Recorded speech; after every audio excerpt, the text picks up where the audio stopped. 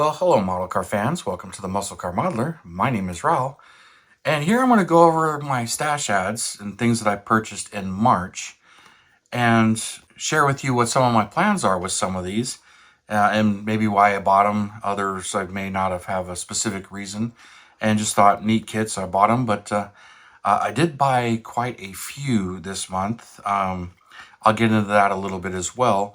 But so I'm going to break this into two videos actually, and I'll do 7 or 8 on each one because that's how many I ended up getting. But some months are like that, and just had a great month as far as that goes. And some of these are from Hobby Nut Models, our sponsor here, which this kit is one of the ones I got from him. And this 57 Chevy Bel Air, just another re-release from Revell. And I have the earlier version. I'll put a picture of it. And that one, I didn't buy it new. Some pieces were loose in it, but it looked like it was all there and everything. And it looks like a great kit, although I haven't built this particular version. And, it's like, oh, that's cool. That's out again. And decided, yeah, I'm going to get this one, see if anything's changed, and just check it out and everything. And that's what I ended up getting from this one. But really cool kit, and there's a lot of stuff in here. So, and I've enjoyed building some of these other ones. And this one's got a lot of options too, which is pretty cool. So I don't know how I'm going to build this particular one yet or when. I've got the other ones I want to build, but I decided I would grab that one. And along with it was this one, of course. And this is one I've been wanting for a while here. I've had my chance a couple of times to get one of the original issues, but I wasn't hunting it down. So it wasn't that drastic for me. It was one of the ones where if I run into one at a good price, I'll snag it. I have had a few of them that came up for sale for right around $40, but missed out on them because other people snatched them up before I was able to. But not a big deal. It's like sooner or later I'll get one. But then they announced the reissue. I'm like, oh, sweet. So I'm like, all right, I'll patiently wait for that one. So got my hands on it. And again, this is from Hobby Nut Models and our sponsor, of course. And really cool kit. And I looked it over and everything. I built a couple of the step sides as far as the little red expresses go. So I've been wanting to get this one, and I'll probably do it in green because not all Warlocks were black. They're really rare, but they did come in other colors. So I do want to build it as one of these 440 Warlocks. It's a pretty rare vehicle, and the last of the big block trucks. So I like it, and this is one I do want to get to. Don't know when, but I'll get to it. Now the rest of these, most of them came local. There is one exception I did buy on eBay, but almost all of these came locally through friends that were, selling some kits and everything. And this is one of them. Oh, and to let everybody know too, I will be going to the Desert Scale Classic 20. I had a lot of issues at work where I was scheduled to work that day, and I was having a heck of a time getting somebody to cover my shift, so I didn't have to work, and I finally got that all sorted out today. So Desert Scale Classic 20, I plan on being there, and I'll probably end up buying some kits from there as well. And maybe I'll even show some, but I'll definitely be there. So you guys, I'll have the flyer up on the screen, and if you're able to make that, check that out. It's our local show here, which is really cool. Anyway, picked this one up here locally from a friend of mine, and this kit has caught my eye a number of times, but I'm not really much of a show rods kit. I just kind of, some of them are just cool and different, and this one had 2 FE motors with a Thunderbird valve covers, which I knew. And it's, this is one of the last issues. It was issued in 1994, and for me, it's just one to build and just kind of fun to do, a little bit custom body work and paint, and it's mostly all chrome.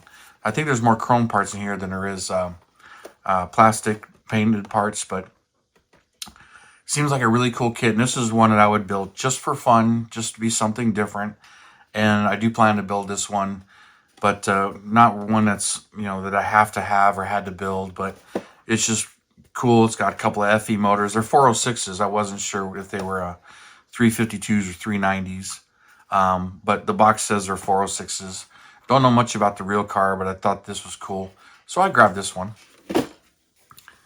This is my eBay purchase. I've seen this kit. I've known about it.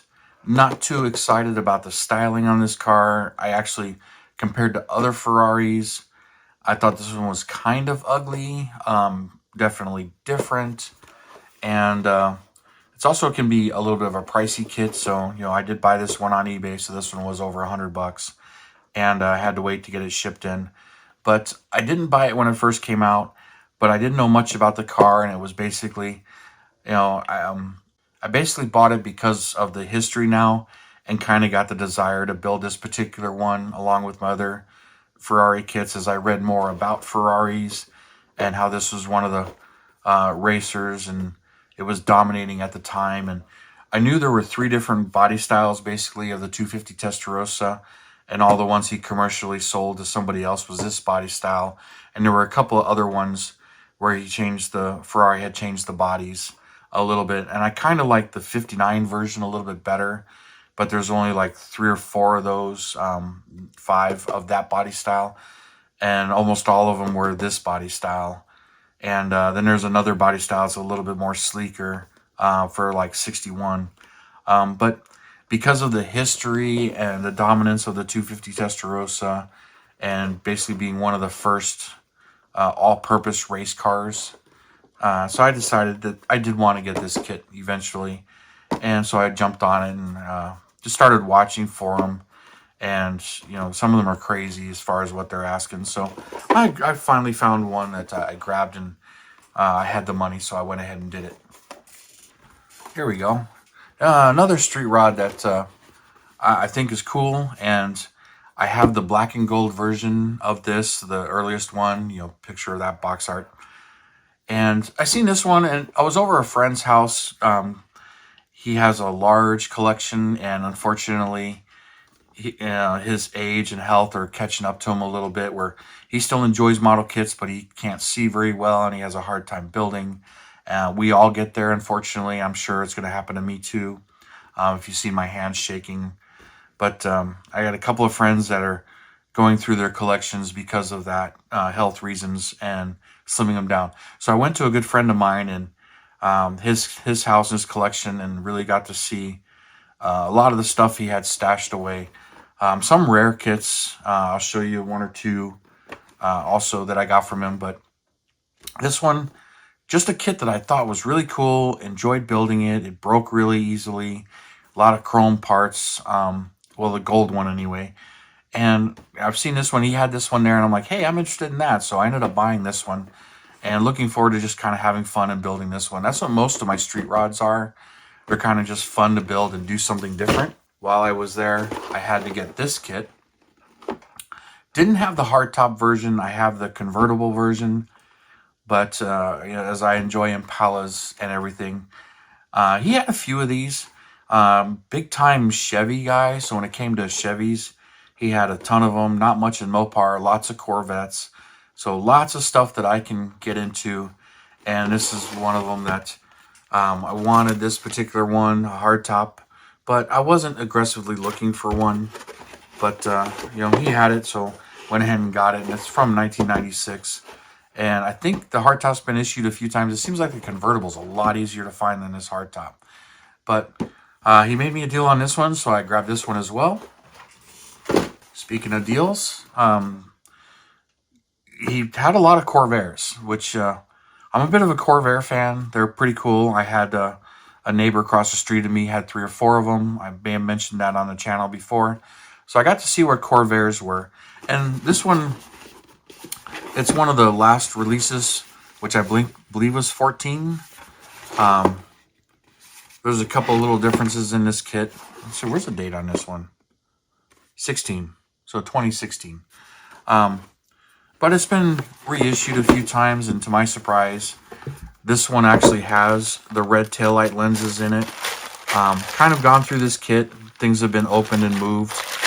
I have the yellow Prestige box art one, as well as a donor for a resin 66 Corsa convertible from Autohaus. So I'm like, oh, I want another one of these. I only have the one, and I want to make a Yenko Stinger out of it. And there's really only one part that's missing in here as far as to make a Stinger.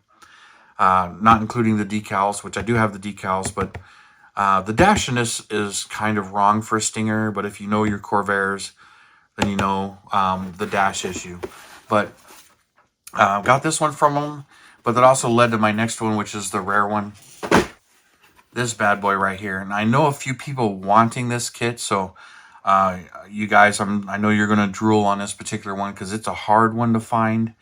And he had it, and that's the main thing that's different between this one and that other kit is the Corsa Dash. That one doesn't have the Corsa Dash, but this one does. But I have a friend, or I should say I had a friend, a very good friend of mine that passed on, and he was really into Corvairs.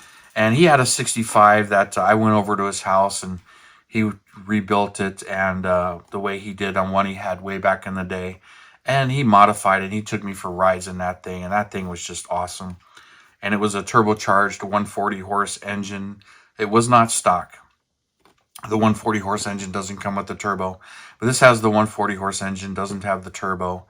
I don't know if I'm going to build it that way or not. The turbo parts are not in here, even though they're mentioned on the box. But really cool stuff. But this particular one, it's not a mint original kit. It is an original kit, but it's not mint. I got some notes and some parts that I'm missing, but it's a great rebuilder. So, you know, the chassis has been started. Some of this is glued. This part doesn't want to come out, but it does, you know, freely rotate, but I needed to get it back out to get the engine in there. But it is the correct 65 body. It has been painted and stripped, which, you know, gave me a good price on it because of it. But it's the 65 body, the trunk, exactly what I wanted. The stock hubcaps are there. There's the seats. There's that Corsa dash with the different gauges. I'm going to make a mold of this and make some more so I can have one for that one. Bumpers are in here. All the important parts are in here. Engine's in here. It's just missing the red taillight lenses, some of the suspension components, a battery, a few parts. I really inventoried it and I wrote down what I needed for it. So I'll grab another one of those 69 kits because the parts that are missing are in that kit. So getting another one of those for parts, not much of an issue. But this is one that I've been wanting, but they are hard to find. And so I was a little taken back when he had one and I was, you know, able to purchase it. So very excited about this one, and I want to build this one real similar to my friend's car. I haven't decided if I'm going to build it just like his car and paint it blue and have the silver stripes down the hood like he had. I don't have any pictures of his car. Wish I did, because I can't remember if he did one stripe or if he did it exactly like the Stinger with the 3 stripes. And I keep thinking it was like the Stinger's actual stripes. But he did it in blue and silver, just like I did my Chevelle in blue and silver. And I don't remember what wheels he had. I don't think he had the stock wheels and hubcaps. But it was a 65 Corsa. All the emblems were there. Matter of fact, I helped him put this emblem on the quarter panel when he was putting the car together. So that was cool for me and some of the memories I have of his car. Unfortunately, he passed on a long time ago. But my son's middle name is Timothy in honor of my friendship with him. But anyway, that's kind of going to do it for this one. So we'll save the rest of the kits for another video for next week to show you all the other ones I got for you guys. And a reminder that this is sponsored by Hobby Nut Models. And we'll you know, continue on there. And thank you guys for tuning in, subscribing, and all your comments. I really do appreciate it, you guys. And you have a wonderful weekend, and I will see you next time.